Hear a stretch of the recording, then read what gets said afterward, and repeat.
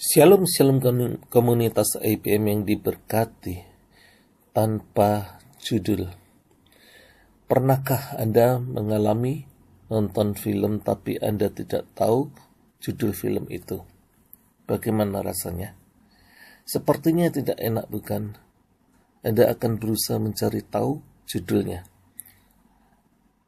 Kalau DVD mungkin Anda akan coba lihat covernya.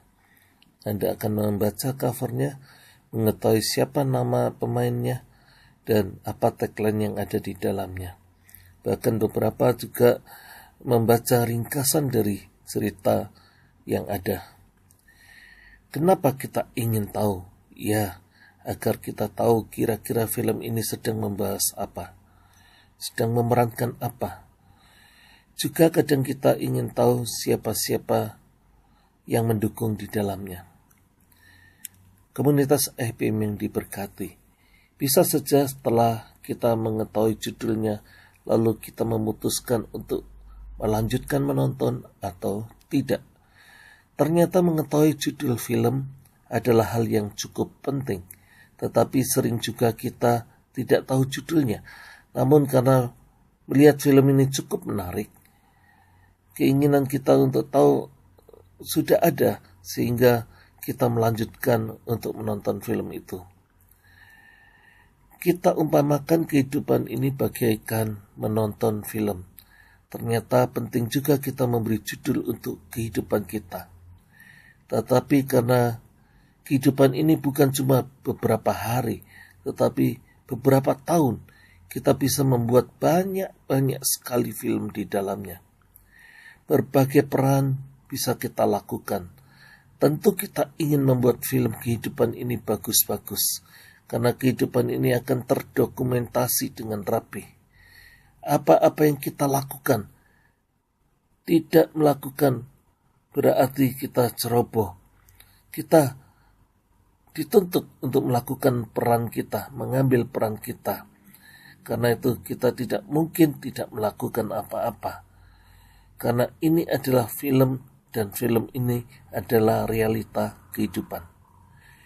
Mumpung kita masih diberi kesempatan membuat banyak judul film kita sendiri, jangan sia-siakan kesempatan itu.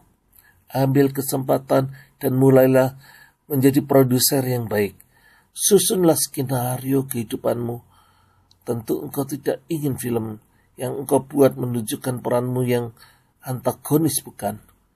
Ternyata betul sekali. Beberapa kali ada kesaksian orang yang sempat mengalami kematian dan bangkit kembali dari kematian, dan mereka bersaksi bahwa mereka melihat seluruh kehidupan mereka bagaikan film, seperti flashback, dan mereka melihat bagaimana mereka menjalani kehidupan, dan mereka malu dan jijik dengan apa yang mereka lakukan tentang dosa dan pelanggaran.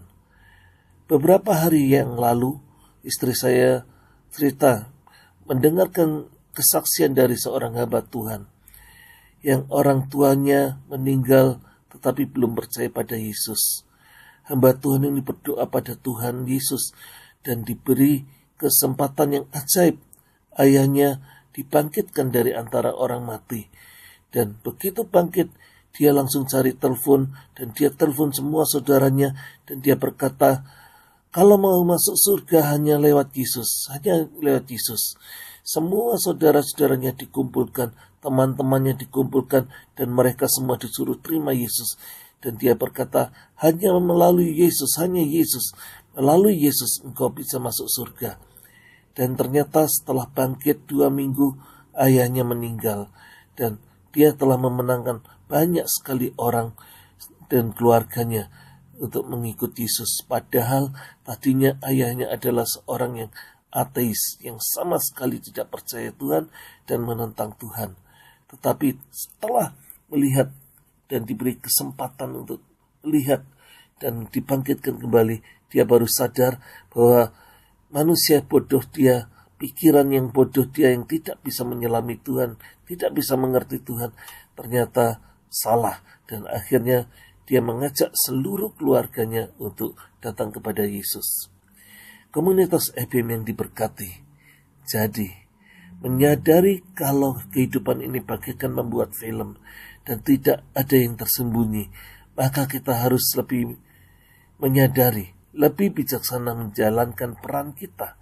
Kita semua adalah pemeran utama, tidak ada pemeran figuran atau peran pengganti, tetapi masing-masing dari kita adalah pemeran utama yang harus mempertanggungjawabkan peran kita di hadapan Tuhan. Jadi jangan seperti nonton tidak ada judulnya.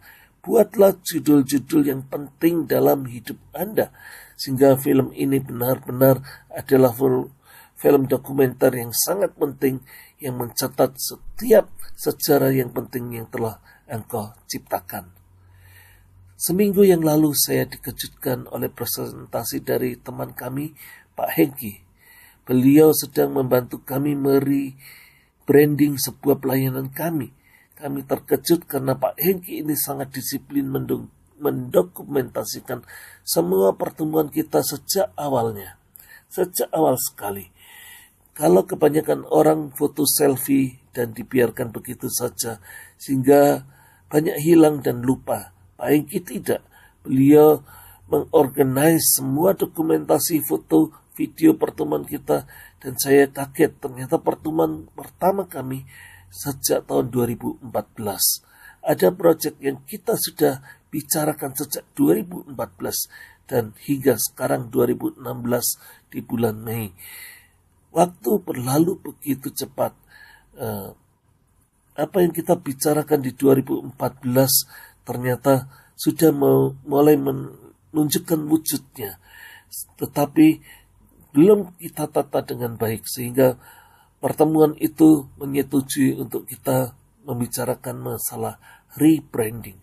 Bukan sekedar pelayanan tanpa judul, tetapi ada tujuan yang jelas, keseriusan, pencapaian, dan langkah-langkah yang harus dilakukan.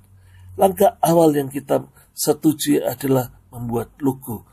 Untuk logo itu bisa dipahami oleh semua orang dengan mudah. Begitu melihat tanpa dijelaskan pun orang itu bisa memahami. Ternyata rebranding atau pemberian merek itu adalah sesuatu yang penting. Jadi bukan sekedar merek dan bukan sekedar judul.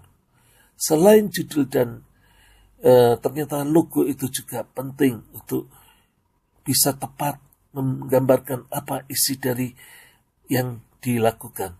Apalagi yang penting yang mewakili film, tagline. Karena tagline bisa menjelaskan dengan singkat tapi tajam akan tujuan film itu. Ada film dokumenter, ada film fiksi, dan banyak sekali jenis film yang ada di dunia ini.